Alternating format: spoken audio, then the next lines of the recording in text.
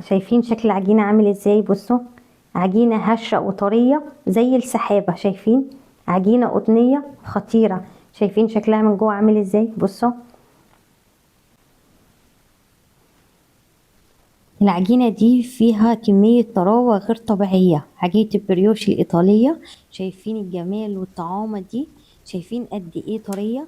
النهاردة هوريكم ازاي تعملوا عجينة البريوش الإيطالية بانجوتشيلو الإيطالية، وكمان من كيلو واحد من الدقيق هيعمل معاكم كمية كبيرة. النهارده اقدر اقول لكم ان انتوا لازم تجربوا الوصفه دي. تعالوا النهارده اوريكم ازاي تعملوا عجينه البريوش وتطلع معاكم ناجحه وهشه، وتطلع معاكم ناجحه من اول مره. يلا بينا على طول نبدا في الطريقه ونشوف عملناها ازاي.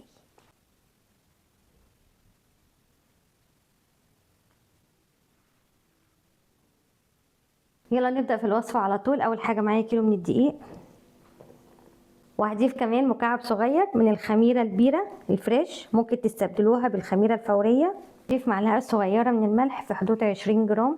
اضيف كمان نص كوبايه من السكر. وبعد كده هنقلب المكونات دي كلها مع بعضيها. هزود كمان 4 صفار بيض. وبعد كده هبدا ان انا اعجن العجينه. معايا 500 مللي من الحليب. مش هنزل باللبن مره واحده، هنزل بيه شويه بشويه. لازم الحليب اللي هتستخدموه يكون دافي عشان ينشط معاكم الخميره بسرعه.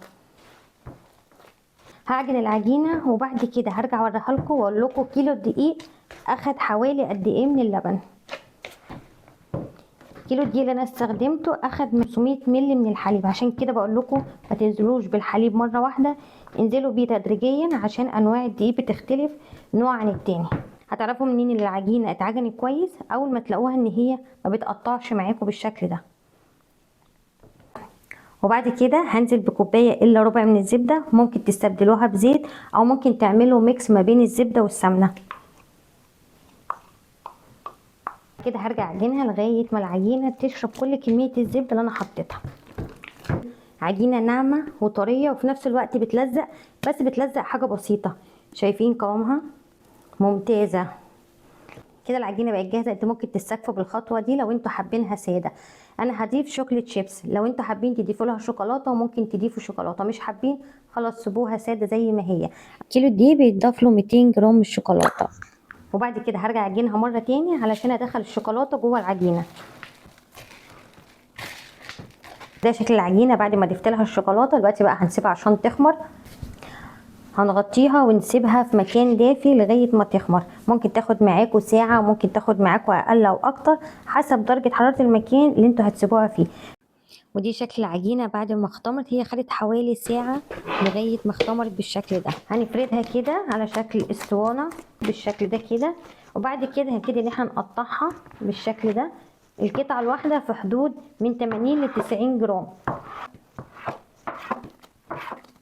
لو حابين يبقى كلها مقاس واحد ممكن توزنوها على الميزان. لو عندكم ميزان في البيت هيبقى حجم القطعة من 80 ل 90 جرام. بعد كده هتشكلوها زي كور بالشكل ده.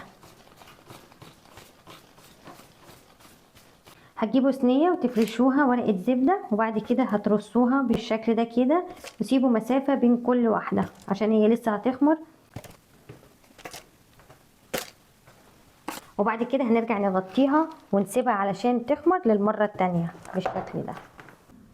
وبعد ما تسيبوها تخمر كويس جدا للمرة التانية هتدهنوا وشها قبل ما تدخلوها الفرن صفار بيضة وشوية لبن صغيرين ورشة بسيطة من الفانيليا. وبعد كده هتدهنوا وشها بالشكل ده.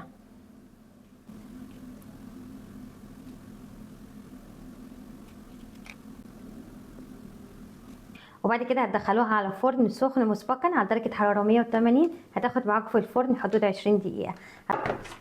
عايزة اقول لكم ان ريحته رهيبة، خطير، لازم تجربوه. احلى عجينة واهش عجينة ممكن تجربوها، خطير. شايفين؟ بصوا جماله.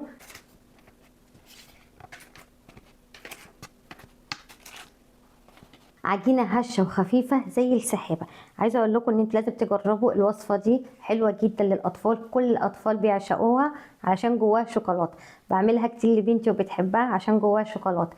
اعملوها لاولادكم، حلوه جدا وكمان سهله، وهتطلع معاكم العجينه هشه وطريه زي السحاب.